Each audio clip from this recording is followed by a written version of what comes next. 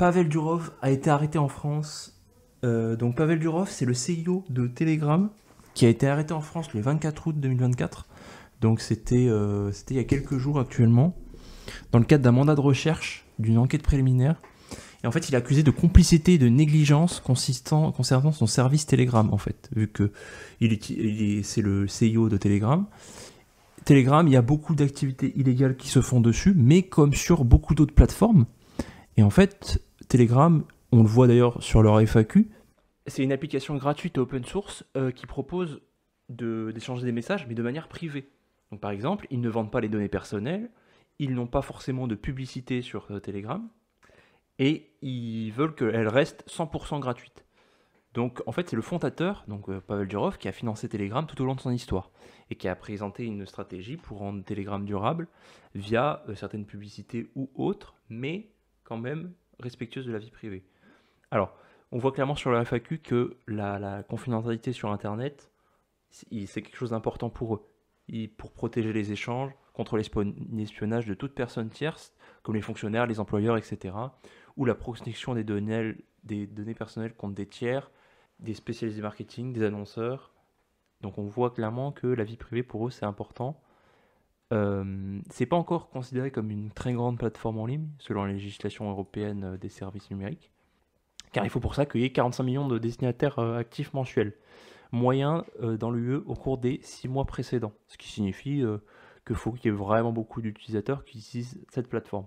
C'est pas encore le cas de Telegram, et à partir du moment où ça rentre dans cette catégorie de très grandes plateformes en ligne, il y a clairement des législations beaucoup plus restrictives par rapport justement à cette gestion des données.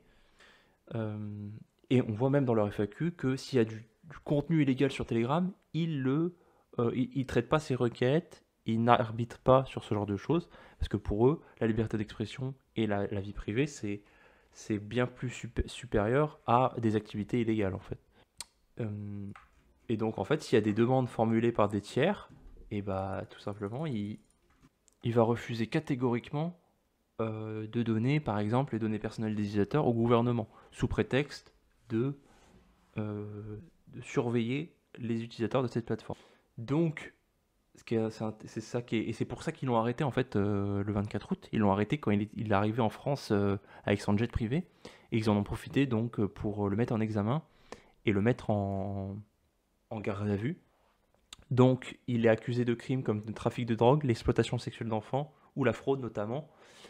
Mais en fait, on se rend compte que c'est pas lui, c'est pas de son propre fait, c'est ce qui se passe sur Telegram, sur certains canaux. Mais vu que lui n'est pas conciliant avec la répression de ce type de contenu, alors dans ce cas-là, il est quasiment accusé de ce genre de choses.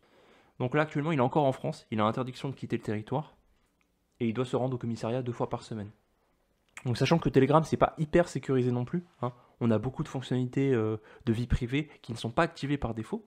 Par exemple, le chiffrement de bout en bout. Donc chiffrement de bout en bout, c'est quand, par exemple, entre deux utilisateurs, il n'y a que ces deux utilisateurs qui auront les clés de chiffrement, donc qui pourront voir les conversations entre les deux. Ce qui veut dire que personne d'extérieur, même Telegram, ne pourra voir cette conversation. Mais c'est pas activé par défaut par beaucoup d'utilisateurs. Donc c'est pas non plus hyper privé. Mais c'est assez pour que les gouvernements s'en mêlent. Le problème, c'est que par exemple, si je prends l'exemple de Meta, donc Facebook et Instagram, hein, il y a énormément d'activités illégales qui se passent dessus, pourtant il n'y a aucune forcément répression qui est faite aussi de ce point de vue-là. On a beau faire des signalements, Meta s'en fout complètement. On a entre les groupes Facebook qui sont bizarres, ou même les groupes Snapchat, hein, les groupes Snapchat de dealers par exemple, qui proposent des tarifs dans leur story. Ça, pareil, c'est pas monitoré, c'est pas il n'y a pas de répression par rapport à ça, mais quand même, le gouvernement n'est pas sur les plates-bandes de Mark Zuckerberg ou du créateur de Snapchat. Mais Telegram, vu que c'est privé, est vraiment privé, pour le coup, ça les dérange.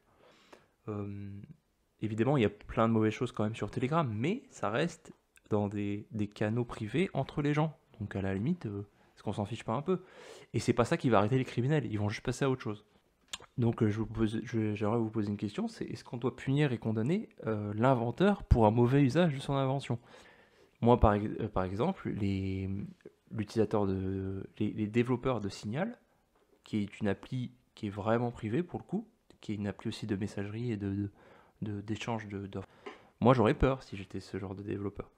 On a aussi les développeurs de Tornado Cash qui ont été arrêtés il y a quelques mois. Tornado Cash qui est une solution pour échanger anonymement des crypto-monnaies sur une blockchain, en fait.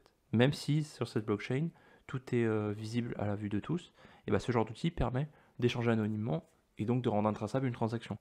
Et bah, ces gens-là ont été arrêtés parce que c'était considéré comme du blanchiment d'argent. Aux États-Unis, il y a même Elon Musk qui dénonce l'arrestation de Pavel Durov et lance Free Pavel, le hashtag Free Pavel pour libérer Pavel Durov. Donc pour l'instant, il est en France, il ne doit pas quitter le territoire et on va voir ce qu'il advient de lui. À mon avis, ça n'a pas changé grand-chose vu que dans tous les cas, il n'est plus responsable du code source de Telegram, il n'est plus responsable de comment marche la plateforme, mais l'État français pense qu'en l'arrêtant, ça va changer quelque chose. Macron dit évidemment que c'est pas politique. Bon, c'est très peu probable, sachant que Pavel Durov a quand même refusé de donner des informations, par exemple à la Russie, par rapport aux utilisateurs, et à beaucoup d'autres gouvernements dans les États-Unis. Le fait de l'arrêter comme ça, de manière aléatoire, c'est quand même vachement bizarre. On a la crypto-monnaie Citon, donc qui est la crypto-monnaie liée à Telegram, qui a chuté de 15% quasiment depuis son arrestation. Donc c'est le bon moment si vous voulez faire des emplettes, des petites courses. Ouais, c'est évident que ça va remonter, hein, parce que c'est encore une fois, c'est pas lié à son créateur. La création a dépassé son créateur depuis longtemps, en fait.